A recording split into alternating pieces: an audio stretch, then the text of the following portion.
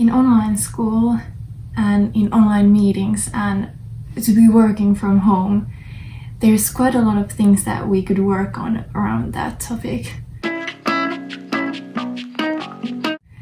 There's mental health, there's time management, there's just how to live your life. This is my third semester online, and I guess many of us have seen the bad and I guess the good that comes out from this, but these are just the things that I want to point out. I have some solutions here as well, but these are just the things that I want to talk about. I think it's now even more important to know what type of student you are and how you're learning. Are these lectures working for you? Could you be doing some kind of other research next to your classes to help you learn? I know personally for me, the pre-recorded lectures and videos, they aren't working for me. I would like that the teacher is there when he's teaching or when they're teaching, and to be able to ask questions and send something to the chat so I know that they are there and I'm there, and it makes me do the work better. But that's very personal, but I think it's important to take into an account if you're a teacher to know that it may not work for your students and the grades that people get might go down. I'm going to be the one to say it. Exams. I don't think traditional exams are working. I don't think making us put our cameras and mics on so that the teachers can watch us do the exams is the way to go. One of our lecturers uses a review tool. He doesn't call it an exam because he sent us the questions beforehand. Okay, in the exam the questions were a little bit different, but he still thinks that we don't need to have an actual exam. He just wants to know that in these times we did learn something. He didn't grade us 100% with the exam, so something with our grade, we had other assignments as well. But not putting 100% to the exam and not having the traditional exams, I think that's the way to go. It's a two-way street. If the teachers don't know our struggles, they don't know what to change or if they need to change anything. And neither will we then get better tools for further learning. Okay, mics and cameras. For example, I have a class right now, but not everyone wants to have their mics or cameras on. I do have to agree that in some classes it feels really bad for me as well to not have a cameras on. Sometimes maybe a couple of people and the teacher have theirs on, because it's better that the teacher also knows that we are there. But making the students put on their cameras and them having to be on through the whole class, I think it's fair to say that they shouldn't have them on.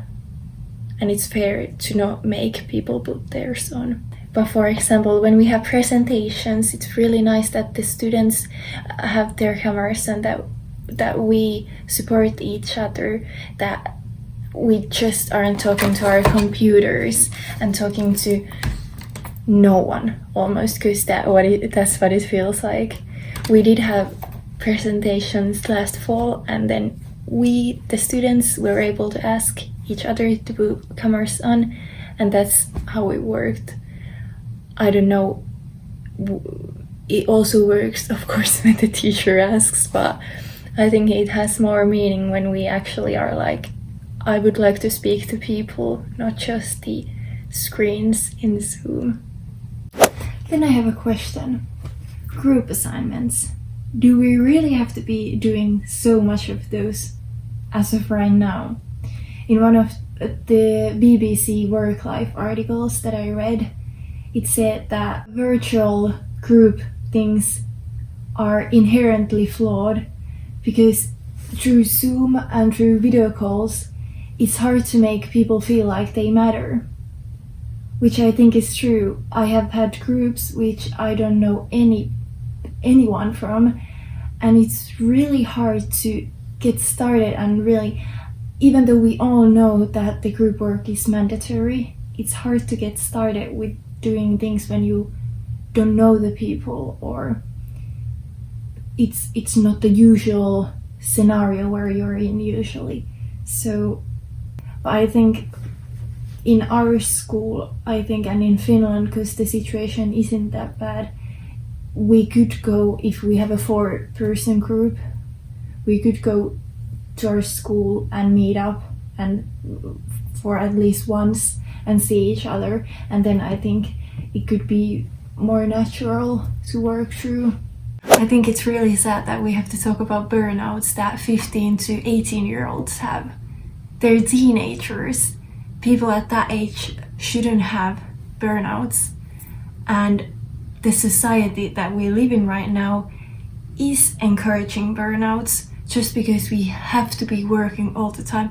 If it's not actual work that we consider work that we get money from, it's school work, school things, homework.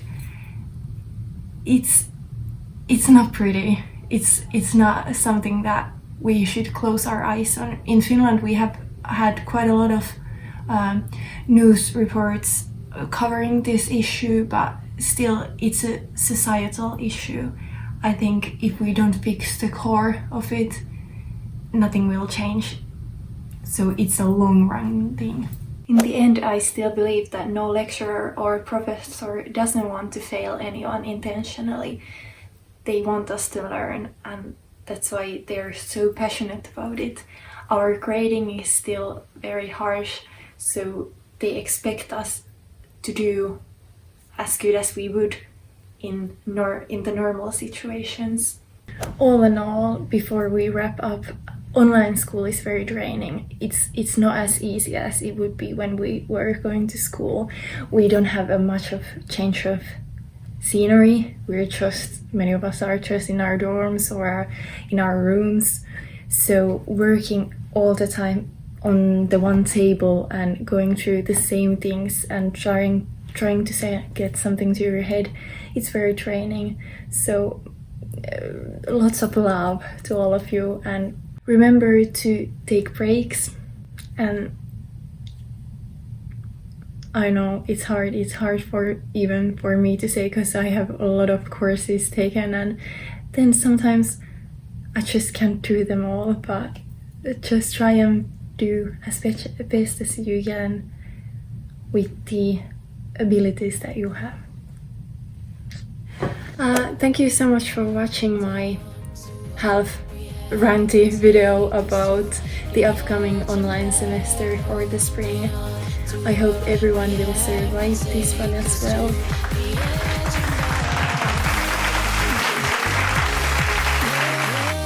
Any better tools for learning? And likewise, we are going what? Further learn. Prepare. Okay.